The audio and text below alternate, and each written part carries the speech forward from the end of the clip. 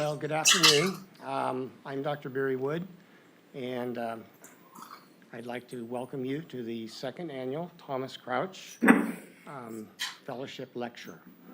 Dr. Crouch was the first nephrologist that came to St. Luke's Hospital back in the 50s.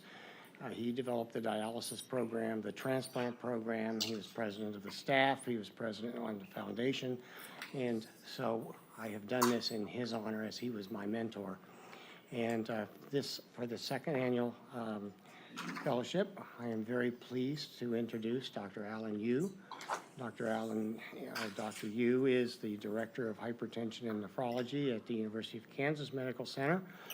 He was trained at the University of Cambridge, and he did his fellowship in nephrology and hypertension at the Women's Brigham in Boston. He's had over 100 papers that he has published.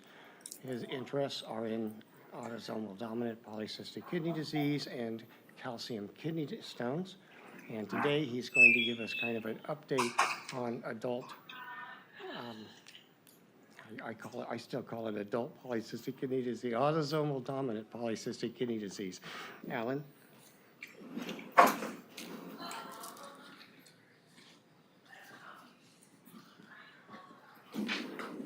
Thank you, Barry, for that kind introduction. I want to thank the Dr. Crouch and Crouch Family Foundation for sponsoring this lecture, and welcome to folks online, and thank you to those dedicated folks who came in person. Let's see if this works. These are my disclosures. I will be mentioning a drug that's being developed by Regulus.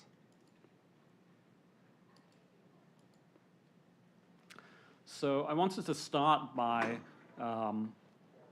posing a question for the audience to think about, which is, what are the most common life-threatening genetic disorders that come to your mind? Not necessarily in kidney disease, but in general. And I would submit that most of you would probably come up with a list like this.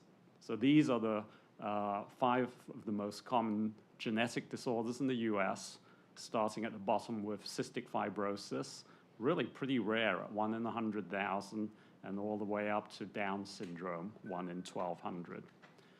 What most people don't really think about is autosomal dominant polycystic kidney disease, and are often surprised to find that it's actually the most common of these disorders at 1 in 1,000, and in fact is more common than all of these others put together. So it's said that the average person knows or is acquainted with maybe about 600 other people. So all of you in the audience now, probably most of you know at least one person with ADPKD. But they may not know they have it because this is an underdiagnosed disorder, as I'll show you in a moment. It's been around a long time. One of the first descriptions was actually in the 16th century when a Polish king died, and it was described that his kidneys were the size of bull's kidneys. Here's a more modern take on this from the British urologist Ferguson, who described PKD as a disease of paradox, manifesting itself typically in the middle-aged and lying concealed in childhood. And that perfectly encapsulates this idea that this is underdiagnosed because it's not noticed until quite late in life. He goes on to say that there's a multiplicity of cysts of various sizes developing and increasing the bulk of the renal mass, which distinguishes the condition from other cystic affections of the kidney. And that really perfectly describes the morphologic abnormality in PKD. So where do these cysts come from? They actually come from the normal renal tubule. So this is a tubule with the fluid in the lumen lined by renal tubule epithelial cells. The primary problem in ADPKD is that these tubule epithelial cells overproliferate. In fact, it's sometimes said that PKD is like a benign neoplasm. And as that happens, these cells cause a bulging out of the tubule, which eventually pinches off to form a cyst, which continues to grow both due to cell proliferation and active secretion of chloride and fluid. And as these cysts expand, they distort the neighboring tubules and vasculature and incite inflammation and fibrosis in the neighboring microenvironment, leading to chronic kidney disease and kidney failure. So it's known that ADPKD is caused by mutations in two genes, PKD1 and PKD2, that encode for the proteins polycystin-1 and polycystin-2.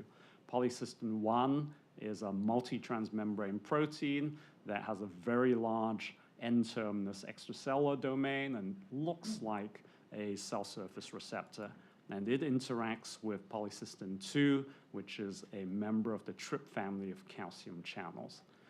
But in all honesty, we don't really know, despite the fact that these genes were cloned 30 years ago, we don't really know what these polycystins really do. What we do know is that downstream of these polycystins, in ADPKD, there are abnormalities of a myriad of different cell signaling pathways. And this is just a small subset of the many that have been described. And I'll just highlight one of them, which I'll talk about a little bit more because it seems to play a central role, and that's cyclic AMP. So clinically, as I mentioned, the kidneys form cysts and start to grow so that whereas a normal kidney is the size of your fist, in PKD, these kidneys can grow to be the size of footballs and completely fill the abdominal cavity. The earliest manifestation is hypertension, but these patients develop hematuria, infections, both pyelonephritis and cyst infections, CKD, and eventually kidney failure on average at about 55 years of age, so that it accounts for about 5 to 10% of patients needing dialysis or transplant in the US. So it's the fourth most common cause of end-stage renal disease after diabetic nephropathy, hypertensive nephropathy, and primary glomerular diseases. All of these others being essentially types of glomerular abnormality. PKD can also affect other organs, including cysts in the liver, which can cause significant pain. And in general, chronic back and flank pain is a major problem for these patients. About 10% of them have cerebral aneurysms that can rupture with devastating consequences. The diagnosis most of the time is made by imaging. So here on the left, you see an ultrasound of a PKD kidney. Black is fluid, so these are multiple fluid-filled cysts that are filling the kidney and enlarging it grossly. On the right is a T2-weighted MR image where white is fluid, and so you can see both kidneys are full of cysts. And another clue to ADPKD is that cysts are often found in the liver as well. So the differential diagnosis of ADPKD includes simple cysts. So these are solitary cysts that are normal as we get older. About 50% of us who reach the age of 50 years old have these. Acquired renal cystic disease, which are, again, benign cysts, but these appear with increasing frequency as kidney function declines, and particularly in dialysis patients. Genetic syndromes of PKD, rare, but these come up in your boards a lot. Tuberous sclerosis, which presents mostly in infants with seizures, facial sebaceous adenomas, and hemangiolipomas of the kidney, and von Hippel-Lindau, which manifests as retinal and cerebellar hemangioblastomas and pheochromocytoma. And then not to be mistaken for autosomal recessive PKD, a much rarer disorder caused by biliary cysts, hepatic fibrosis, and liver failure. So when patients present with the imaging findings that I just showed a couple of slides earlier, the diagnosis is pretty obvious. But particularly in younger individuals, the diagnosis is not so easy to make. And so there are formal ultrasound criteria so that, for example, if you're under the age of 39 and have a family history of ADPKD, having at least 3 cysts has 100% positive predictive value for ADPKD. On the other hand, if you're over the age of 30 and have no cysts, that has almost 100% negative predictive value. So you can rule out the disease. Now, I mentioned that these patients have a decline in their GFR and CKD and eventually kidney failure, but this happens pretty late in life, and these patients can have completely normal GFR for 3, 4, or 5 decades of life. So it becomes a little challenging to track disease progression and figure out which patients are going to develop kidney failure and when. Fortunately, there's another way to track disease, and that's to follow the cyst burden, or more specifically, how big the kidneys are. And so total kidney volume turns out to be a terrific biomarker of disease progression. It increases exponentially throughout life, and so it's useful both as a prognostic biomarker, the bigger your kidneys, the worse your prognosis, but also as a potentially a surrogate endpoint for clinical trials testing drugs in this disease. The management of ADPKD, sadly, is pretty limited and can be summarized on a single slide. So we need to control blood pressure. These patients have activated renin-angiotensin systems, so ACE inhibitors and ARBs are the drug of choice. There is limited data from the Holmes study to suggest that a goal blood pressure that's lower than normal, less than 110/75, particularly in young patients who have preserved kidney function, is beneficial. Pain control is a big part of managing these patients, including analgesics, nerve blocks, and sometimes procedures on the cysts themselves. When they get infections in the cysts themselves, these are quite resistant to treatment, and one needs to give antibiotics that are hydrophobic and can partition across the cyst wall, so different from the average drugs that you use for UTIs. And so quinolones are generally first line. We screen for cerebral aneurysms if they have a positive family history, and then gives general advice on drinking more water and avoiding excessive caffeine.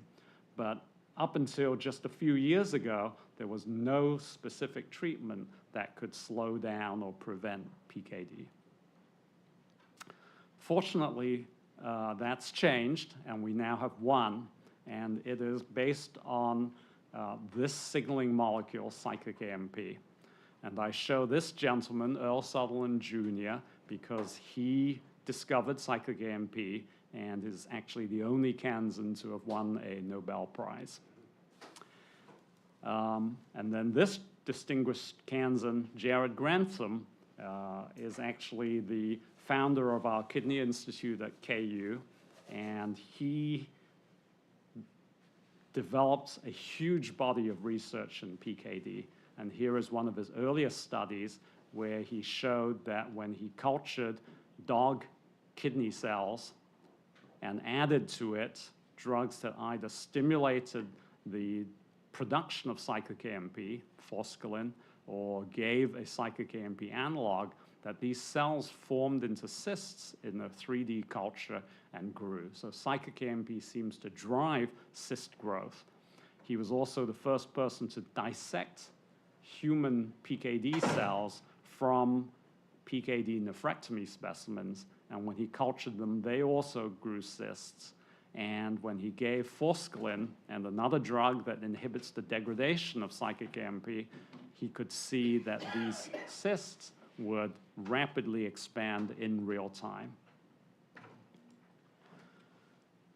So this slide shows how cyclic AMP signaling actually occurs. This is the canonical signaling pathway where some extracellular ligand binds to a G protein coupled receptor on the cell surface. And if that GPCR is coupled to the heterotrimeric G protein, GS, that stimulates adenylate cyclase to generate cyclic AMP, which stimulates protein kinase A, which phosphorylates its substrates. That can include the chloride channel CFTR. That's what drives chloride and fluid into cysts. and include the RAS-RAF-ERK pathway, which is one of the pathways that drives the epithelial cell proliferation in PKD. So a number of years ago, Vince Gattone, who was a professor in the cell biology department at KU, came up with this idea. So one thing I didn't tell you was that the part of the renal tubule where these cysts come from is primarily the end of it, called the collecting duct. And as all of you, I'm sure, remember from medical school, the collecting duct is responsible for concentrating the urine, and this is the job of a peptide hormone called vasopressin that acts on vasopressin V2 receptors. And that stimulates cyclic AMP, which in turn stimulates the expression and trafficking of aquaporin-2 water channels to the cell surface, increases water reabsorption, and concentrates the urine. So he came up with this idea that if you could block V2 receptors, then you could block this signal that drives PKD progression. And at that time, drug companies were developing V2 receptor antagonists, which we now call Vaptans, but not for PKD. They were developing it for hyponatremia and SIADH. And so here is one such experiment in mice. So here you see a large cystic mouse kidney. If you cut it in section, you see it's just full of white space. These are the fluid-filled cysts. And when he gave one of these Vaptans to the mice, as you can see, it completely restored normal kidney size and architecture. Kidney weight was reduced, cyst volume was reduced, and the BUN, a measure of kidney function, was also reduced. And from many, many experiments like this, they went on to conduct a phase 3 clinical trial, which is called Tempo 3-4. So this was a placebo-controlled randomized trial over 3 years. And what you can see is that in placebo-treated patients in red, the total kidney volume grew by 5.5% per year. And in the tolvaptan treated, that was reduced by half to 2.8%. When they looked at GFR, that declined in the placebo-treated group over those 3 years by 3.7 mils per minute per year. And tolvaptan reduced that by about a third. And a second confirmatory study called Reprise was conducted and showed very similar findings. Now, tolvaptan is not without adverse effects. As you can imagine, because it's blocking the V2 receptor, it is essentially causing pharmacologic nephrogenic diabetes insipidus. So not surprisingly, the side effects include thirst, polyuria, and nocturia. And these are very frequent and caused about a quarter of the patients in the study to drop out. What also occurred that wasn't expected was that it also caused elevations in ALT and AST. So tolvaptan is now approved in the US for ADPKD. It's specifically approved in adults that have rapidly progressing ADPKD. The initial dosage is 45 milligrams in the morning and 15 milligrams in the evening. And the reason for this lower dose in the evening is to minimize the nocturia. But the intent is for patients to ramp up that dose to the target, which is ultimately 90 in the morning and 30 milligrams in the evening. Because of this hepatotoxicity, the drug is restricted in its distribution through a REMS program, which essentially requires the patients to have regular LFTs before their prescription can be filled. Now, I've told you so before I get to this, I guess this is really the major practical issue here. Patients who are on tolvaptan, on average, pee out 6 to 7 liters of urine a day. So that's 2 of these gallon bottles of water. And they drink 6 to 7 liters of water a day. So you can imagine that's a real challenge. And they go to the bathroom about every half an hour to an hour. So you can't take this if you're an airline pilot. You can't take it if you're a long-distance truck driver, a school teacher, a surgeon, It's soldiers and active military. And it's also a big challenge for young people, young adults and adolescents who have active social lives. Now, I've told you so far about what happens in clinical trials, but as you all know, in that controlled environment, things are a little different from in real life. So Vinu Rao, who's an MD PhD student in our program, mentored by Reem Mustafa, conducted this real-world implementation study looking at 134 patients at KU and at the University of Iowa who've received tolvaptan over the time since it's been approved. And the first thing they found was over a third of patients had stopped the tolvaptan, but many of them were stopped for quote-unquote trivial reasons. They lost their insurance, they got pregnant, they got a kidney transplant. And only actually about 16% discontinued due to adverse effects. 10% from polyuria and polydipsia, 4.5% from elevated LFTs, 1.5 per 2 patients who described brain fog and fatigue. So less than in the clinical trials. So that looks pretty good, right? But then when they started to look closer at the 64% that were still on tolvaptan, they did find something surprising, which is that 90% of these patients were either still on their starting dose or were on a dose that was even lower than their starting dose. They've been reduced below it. And only 9% were on those higher doses that had been shown in the clinical trials to be efficacious. So we don't know whether these drugs used at these doses are having the effect that they should and that those patients are benefiting sufficiently from it. And so all this is to say that there is a huge unmet need in PKD for new drugs that are efficacious and are safer and better tolerated than this sole drug that we have right now. So what's in the pipeline? So far, just several drugs are being tested clinically. 3 of these are existing approved drugs that academic physicians are attempting to repurpose for PKD. And there are 2 new molecular entities that are being developed. And what I think makes this very exciting is that in both of these cases, they are addressing not simply the downstream signaling pathway, but further upstream, meaning the actual mutated gene, its mRNA or its protein. So I'll talk about RGLS8429 in a second, but VX407 is a drug developed by Vertex, a company that, as many of you know, has revolutionized the treatment of cystic fibrosis by developing drugs targeted to specific mutations. And so they've used this same strategy to develop a small molecule corrector of PKD1 gene variants that's about to go into early phase trials. So next, what I'd like to do is to talk about a couple of drug development programs that I personally have been involved in. And one of them is a collaboration with Alessandra Belletta, who is a PKD investigator in Italy.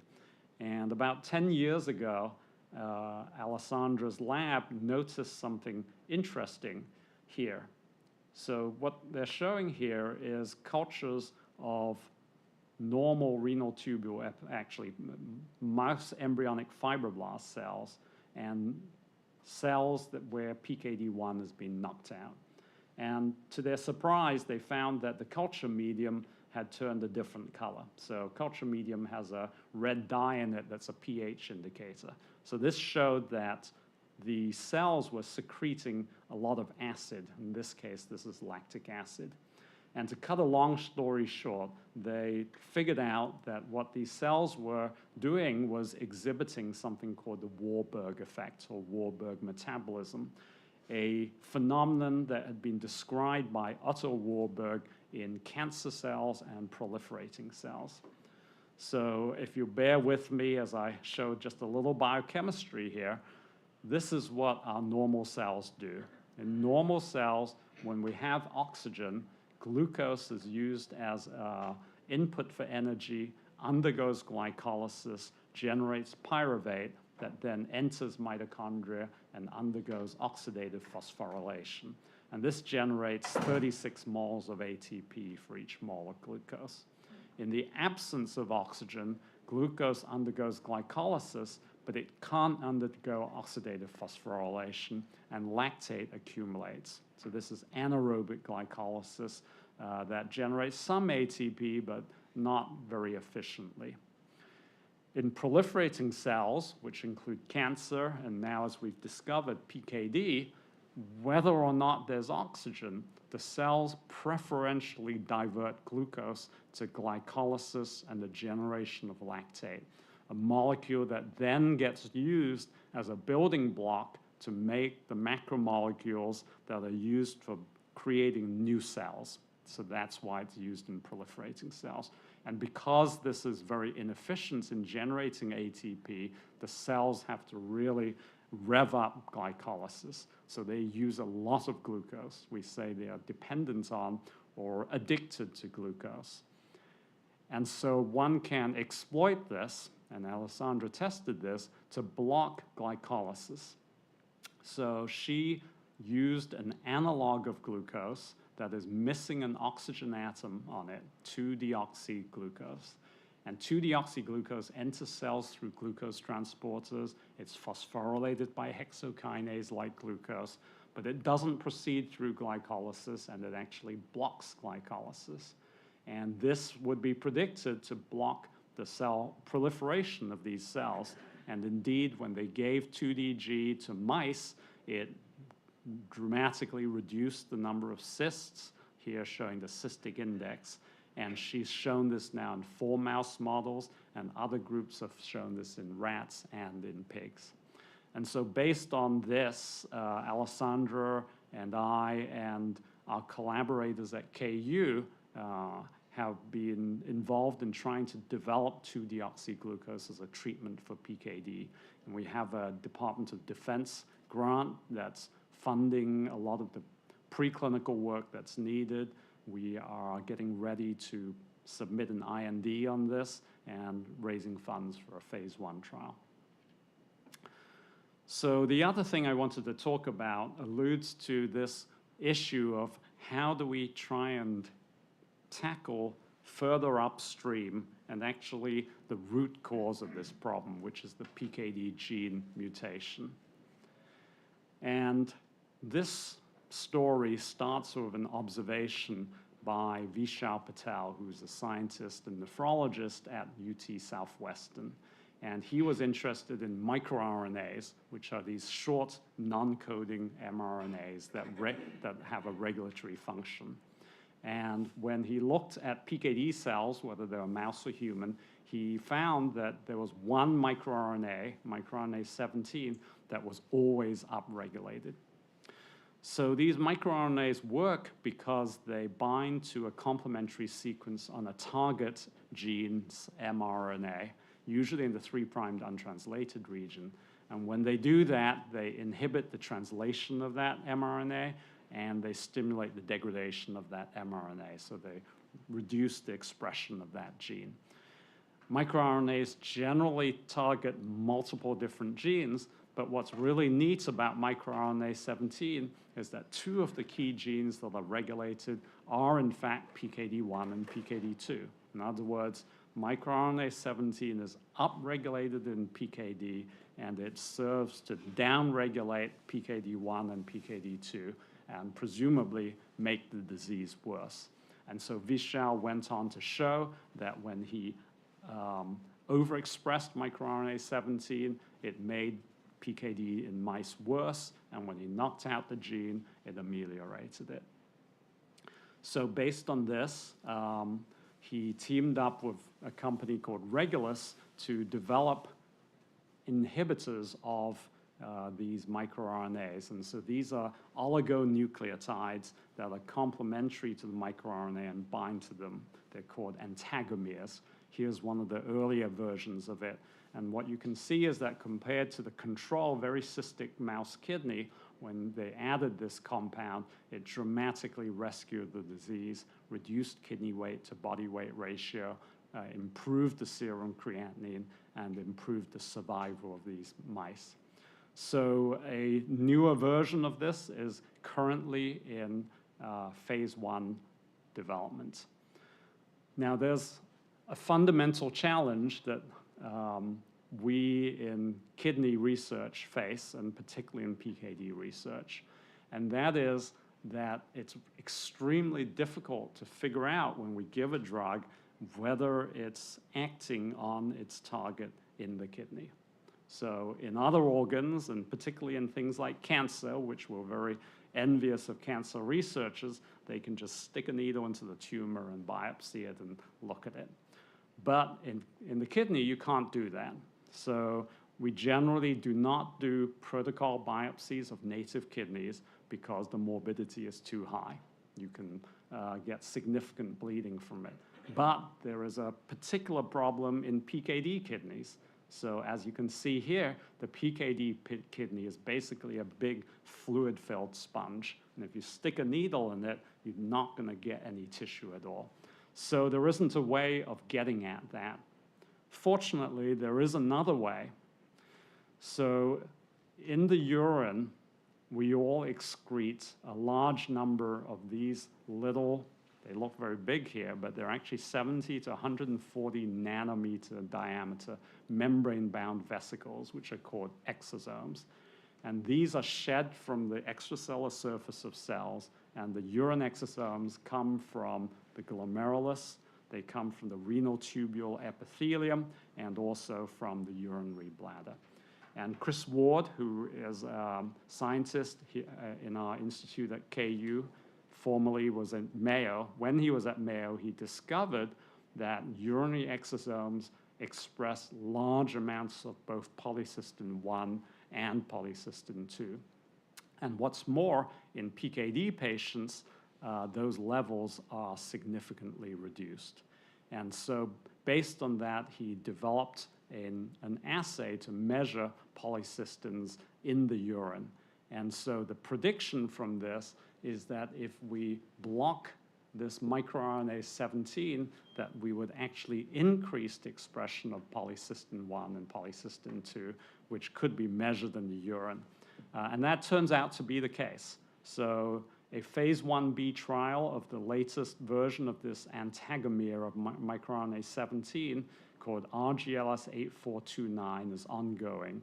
The dose escalation phase has been completed, and the top-line results have actually been made public, and they show that urine exosomal polycystin 1 and polycystin 2 are actually increased in what appears to be a dose-dependent manner. And so that data is going to be presented as a late-breaking clinical trial abstract at the upcoming American Society of Nephrology annual meeting. So switching gears for this last part, I mentioned earlier that tolvaptan is indicated for patients with rapid progression of disease. So why only for people with rapid progression? And this slide sums up why. So this is an aggregate of data from the CHRIS study, which is a large natural history study conducted at 4 sites around the country, including KU, and starting in 2000, and the HALT study, which was a blood pressure study. And in total, there are 759 patients. And what we're plotting here is the trajectory for each individual patient, which is a different color, of their eGFR as they get older. And what you can see is that it's a dramatic range. So over here on the left are some patients whose GFRs are dropping in their 20s, and they're going to reach kidney failure at 25 or 26. And over here on the right are some patients who are in their 60s and 70s and have essentially normal GFR. So one of the challenges in this field is to figure out how can we predict over here when they're young, who's going to end up over on the right here, and who's going to be on dialysis or transplanted down here. I alluded to one of the most important ways of determining this, and this is from total kidney volume, a powerful prognostic indicator. In research, we measure total kidney volume from imaging studies with sophisticated techniques like stereology and planimetry. But I wanted to pop this in here because for clinicians, this can also be estimated pretty easily. So here's an axial view of the kidneys from MRI, and you can simply measure the dimensions, the width and the depth in 2 directions, and then measure the kidney length from either a coronal or sagittal section. And then you can calculate the total volume using the equation for the volume of an ellipsoid. And this turns out to be pretty good. Now, there is one caveat. I mentioned that total kidney volume increases exponentially as you get older. So just knowing the total kidney volume without accounting for how old the patient is isn't as useful. But if you adjust it for how old they are, then it becomes very powerful. And so this is the genesis of the Mayo imaging classification system. So here what I'm showing is, again, age on the x-axis, but now on the y-axis is total kidney volume. In this case, it's normalized to height, and it's on a log scale. So here where you see this green line that's a straight line, because it's a log scale, it's really representing an exponential growth curve. And this green line is for 1.5% growth per year. And folks who have less than 1.5% growth per year have the slowest rate, and they're classified as class 1A. Between 1.5% and 3%, 1B, and so on, until patients who are over here on the top left have the most rapid growth rate. So just by having one measurement of total kidney volume and knowing the age, we can place them in one of these 5 classifications. And it turns out that this classification is extremely good at determining prognosis. So here now are those same trajectories, but color-coded by their Mayo imaging class. Here in red is the mildest, 1A. Most patients are still normal at age 60. 1B in blue, you're starting to see some down here. And then as you go to the green, 1C, the purple, 1D, you see it track to the left. And those very severe disease over here, those were all 1E. So Mayo imaging class is currently the single best biomarker.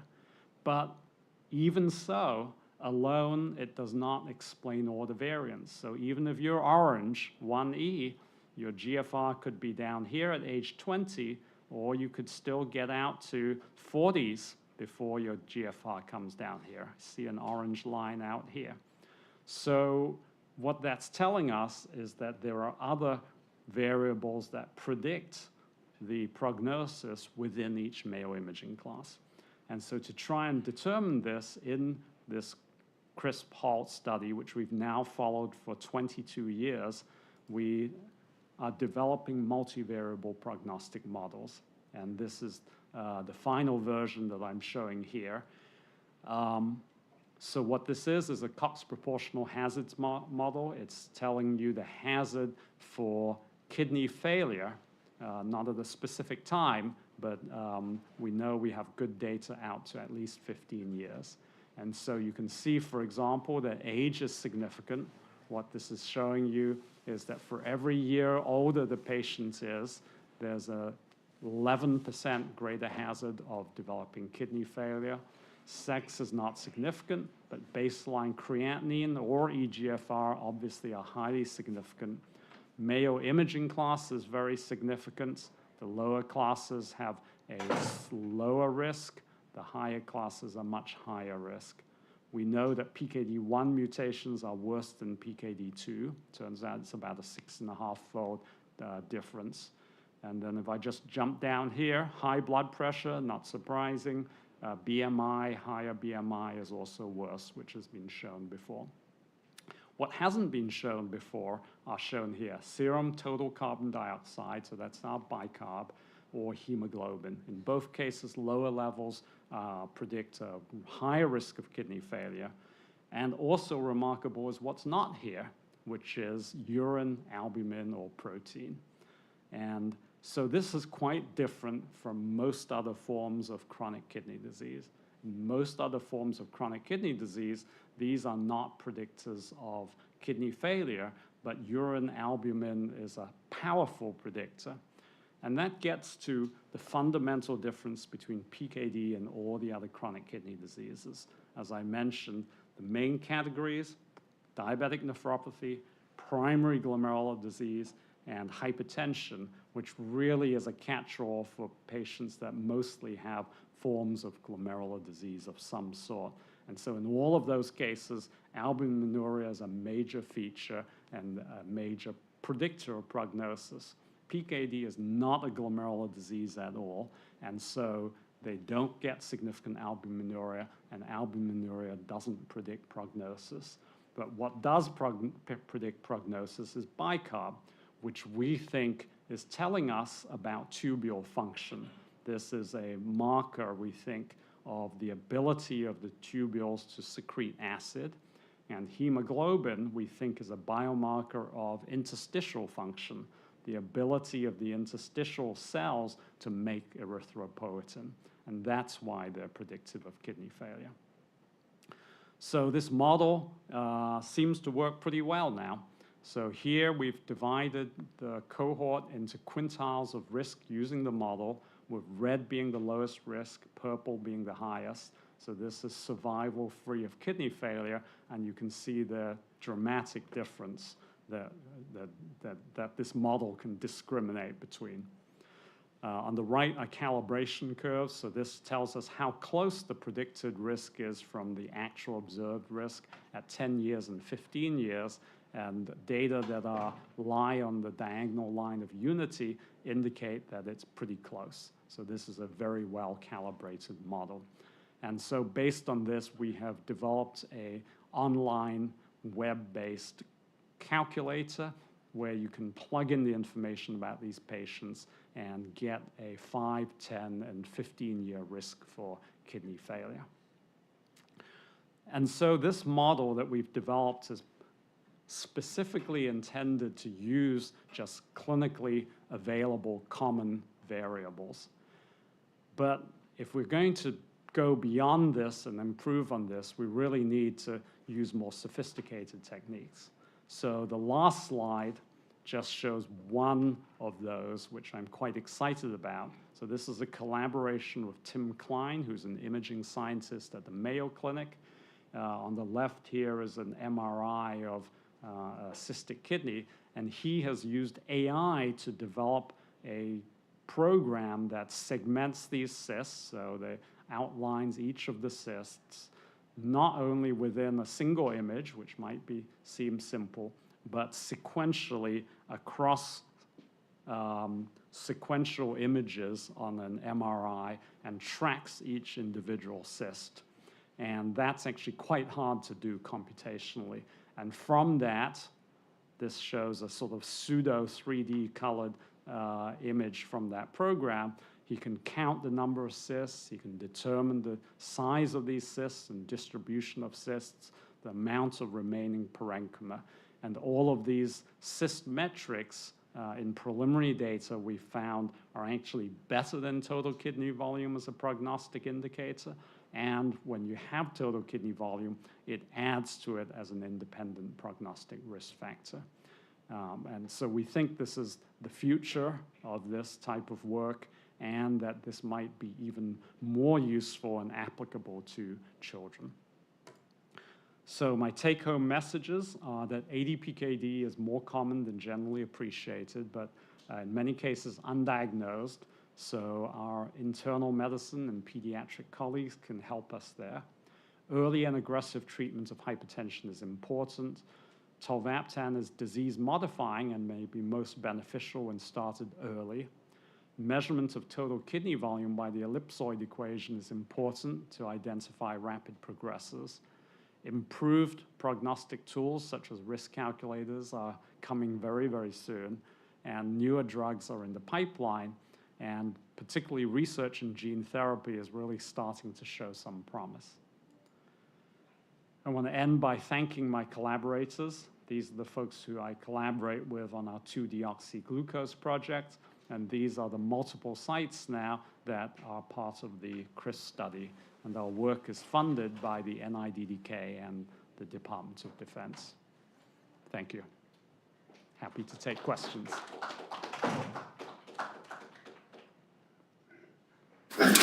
So Alan, if this is primarily a tubular disorder, are any of our new tubular markers going to be of any benefit in following ADPKD? Not so far, because most of the tubule markers that we currently have are markers of acute tubular injury. So as you know, things like NGAL and KIM1 and so on are really good markers of, for instance, for example, acute tubular necrosis. They don't seem to be as good for chronic disease, and we're still searching. We really want something that's not a marker of injury, but really a marker of the remaining tubule mass, how many functioning tubules are left, and we don't have that yet.